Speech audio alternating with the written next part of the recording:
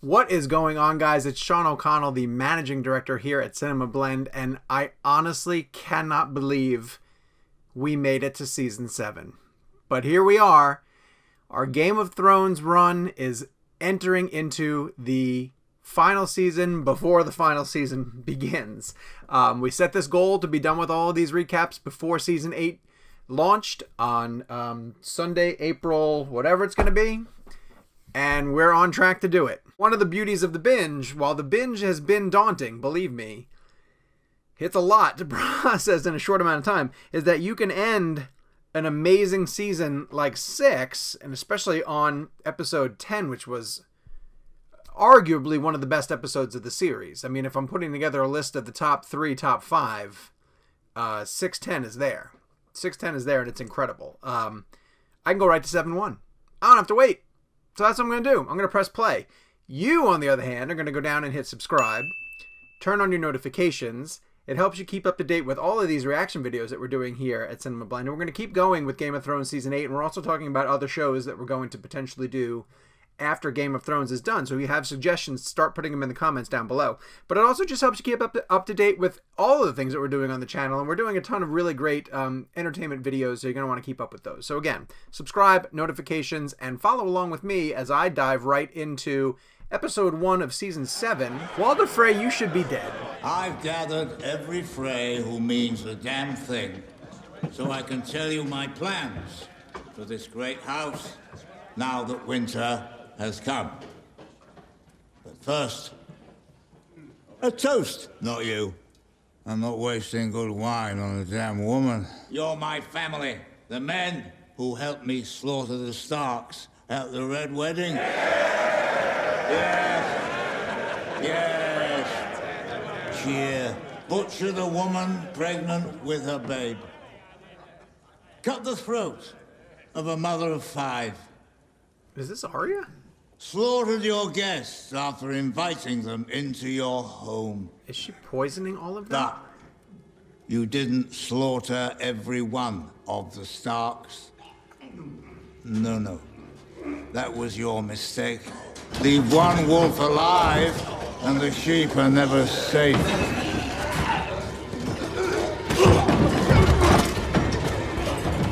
Wow. Payback for the Red Wedding. Mask rip. Bum bum bum bum bum bum bum dum dum dum dum. When people ask you what happened here, tell them the North remembers. Tell them winter came for House Frey. Epic goth phase. Where are they? How close are they? They have zombie giants too? Bran, get moving, brother. Oh, Bran's at the wall. Nice. You've seen the Night King? He's coming for us. For all of us. Dragonglass kills White Walkers. It's more valuable to us now than gold. We need to find it, we need to mine it, we need to make weapons from it. You expect me to put a spear in my granddaughter's hand? I don't plan on knitting by the fire while men fight for me. I might be small, Lord Glover, and I might be a girl, but I am every bit as much a northerner as you. Indeed you are, my lady. No one is questioning. And I don't questioning need your permission to defend the North. We'll begin training every man, woman, boy, and girl on Bear Island. While we're preparing for attack, we need to shore up our defenses. Last time we saw the Night King was at Hardhome. The closest castle to Hardhome is Eastwatch by the sea. And that's where I'll go. Looks like we're the Night's Watch now. We need every fortress we have for the war to come. We should give the last hearth and carhold to new families. Loyal families who supported us against Ramsay. I will not take a family home away from a family it has belonged to for centuries. That is my decision, and my decision is final. So we can't question your decisions anymore. Of course you can, but Joffrey never let anyone question his authority. You think he was a good king? Do you think I'm Joffrey? You're as far from Joffrey as anyone I've ever met. You have to be smarter than father. You need to be smarter than Robb. I loved them, I missed them, but they made stupid mistakes and they both lost their heads for it. You've been so consumed with the enemy to the north, you've forgotten about the one to the south. I'm consumed with the Night King because I've seen him. You're the military man, but I know her. If you're her enemy, she'll never stop until she's destroyed you. Everyone who's ever crossed her, she's found a way to murder. You've been quiet since you came home. You angry with me? No, not angry. You afraid of me? Should I be? I am. Daenerys Targaryen has chosen Tyrion to be her hand. Right now they're sailing across the narrow sea. Enemies to the east. Enemies to the south, and Arya Sand and her brood of bitches. Enemies to the west. Olenna. Enemies to the north. Ned Stark's bastard has been named king in the north, and that murdering whore Sansa stands beside him. No one wants to fight on the losing side. Right now, we look like the losing side. I'm the queen of the Seven Kingdoms. 3 kingdoms at best. I understand we're in a war for survival. I understand whoever loses dies. We never talked about Tommen. It's exhausting keeping power. There's nothing to say. Our baby boy killed himself. Should we spend our days mourning the dead, mother, father, and all our children? Cersei. I loved them, I did. But they're ashes now, and we're still flesh and blood. We're the last Lannisters, the last ones who count. We need allies.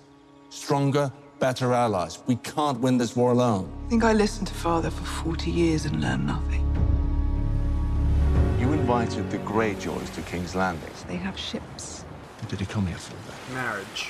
A queen. With the Iron Fleet, you own the seas. What do you want in return? Ever since I was a little boy, I wanted to grow up and marry the most beautiful woman in the world. So here I am, with 1,000 ships and 2 good hands.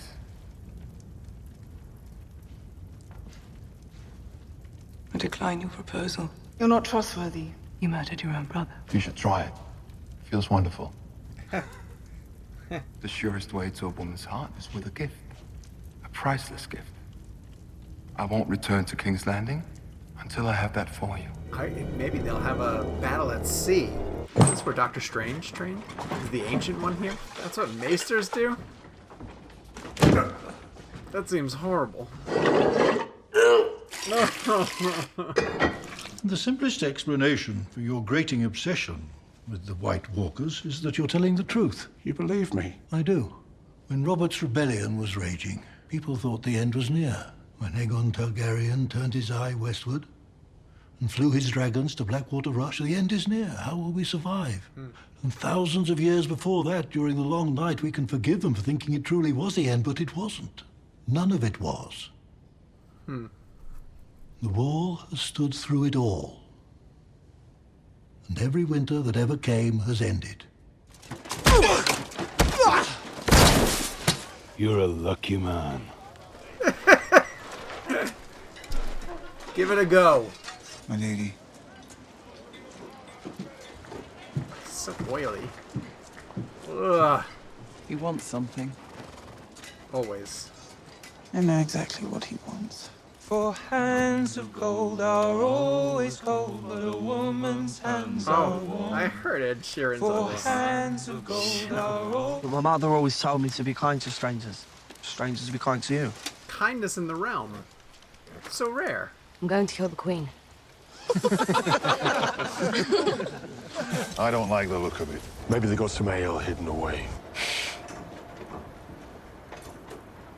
Yikes. So why does the Lord of Light keep bringing you back? I've met better men than you.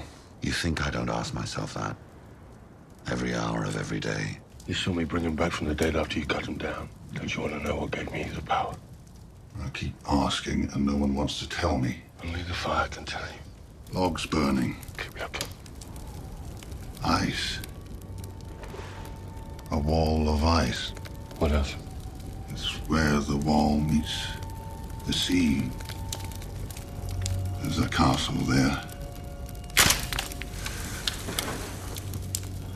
There's a mountain. Looks like an arrowhead. The dead are marching past. Thousands of them. Do you believe me now, Clegane? Do you believe we're here for a reason? It's a map of Dragonstone.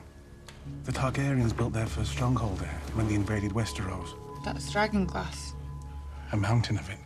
Oh. Beneath the ground. John needs to know. Oh, he has gloves on. Good. Amen.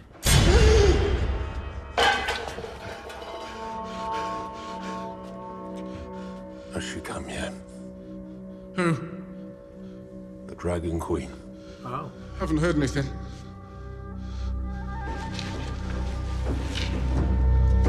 Jorah?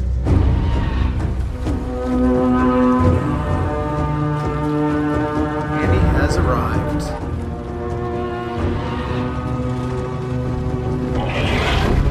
Wow.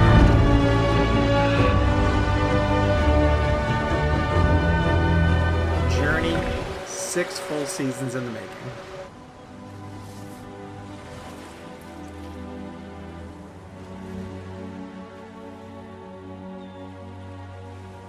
Love the new costume upgrades for Team Danny in season 7. They're like the X-Men.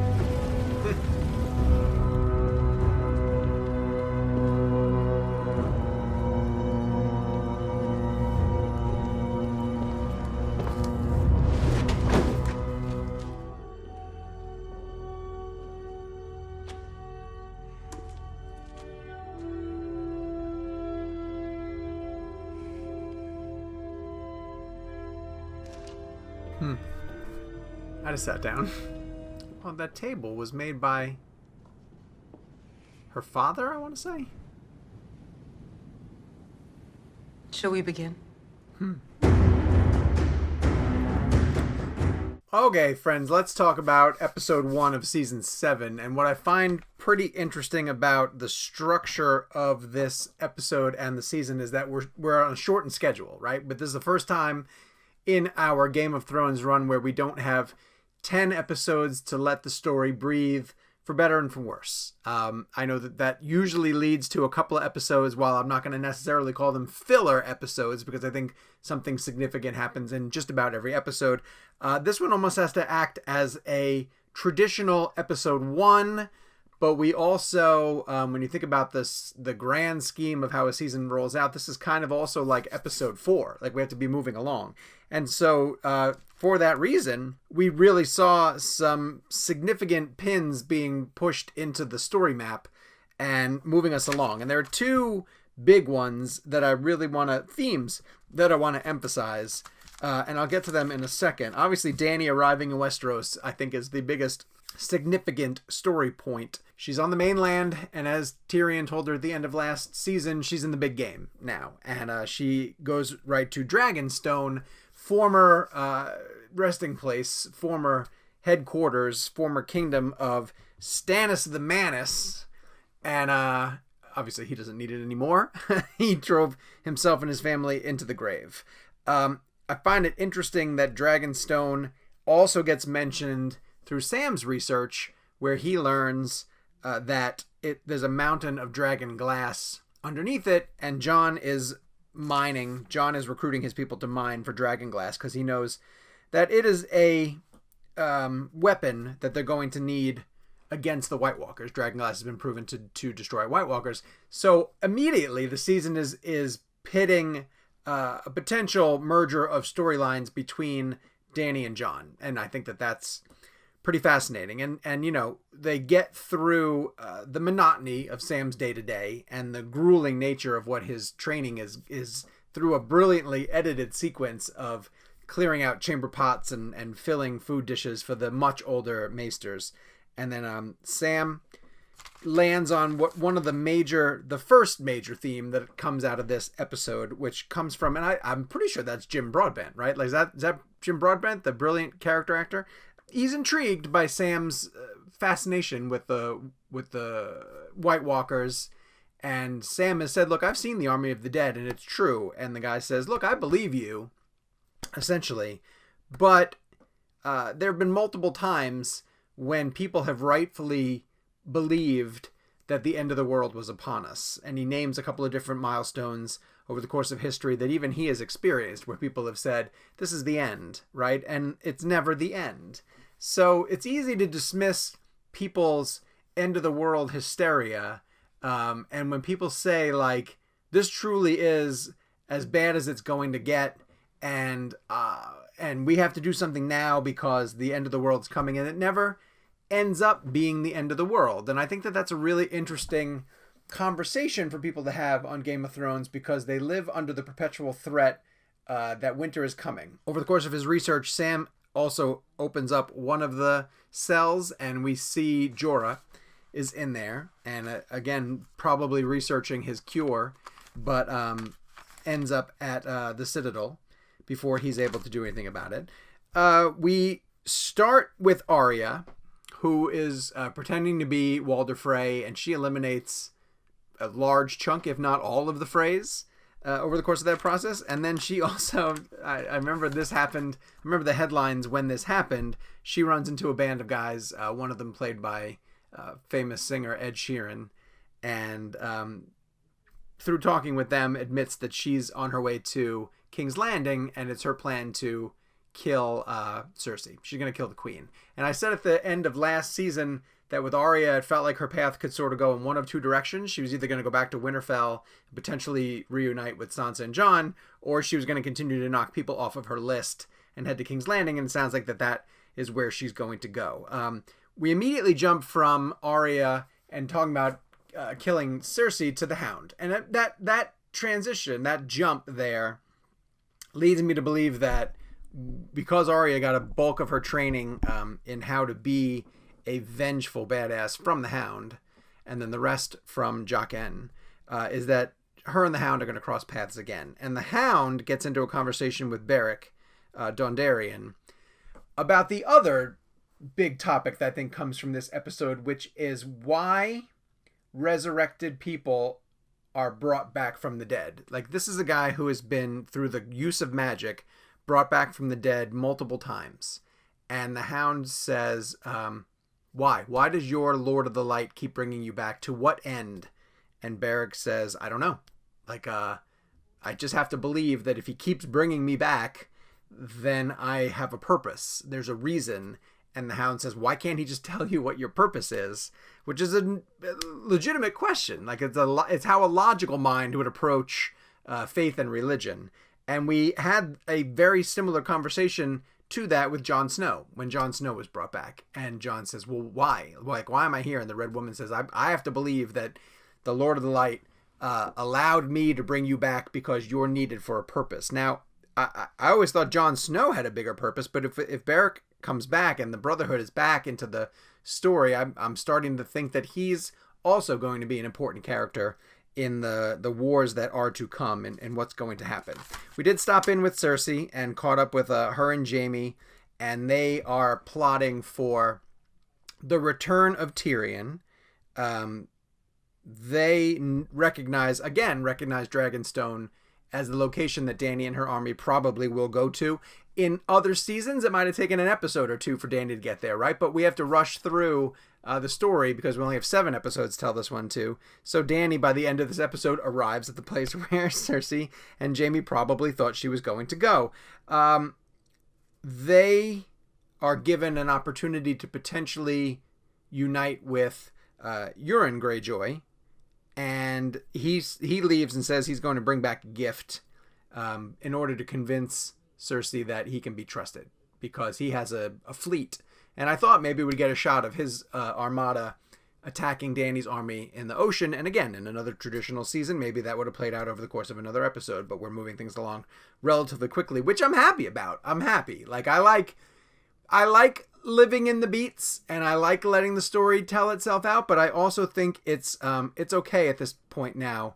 To quote the great Dr. Stephen Strange, we're in the end game now. We have 2 seasons to go, 7 episodes this season and 6 of next one, 13 total for them to bring a culmination. And you know what I think? I find this pretty interesting. Like, to use Endgame as an example for anybody who pays attention to the Marvel movies, to the Avengers movies, and as you can see over my shoulder, I have I have Avengers stuff up here, and I've got Iron Man down over. I can't. There he is, right? Anyway, and I'm a big fan of the Marvel movies, and with Endgame, I bring this up for this reason. With Endgame, there's a conclusion that we kind of know that we're working towards, which is the Avengers defeating Thanos and potentially bringing back the people who dusted at the end of Infinity War. Spoilers if you haven't seen Infinity War. I'm really sorry about that.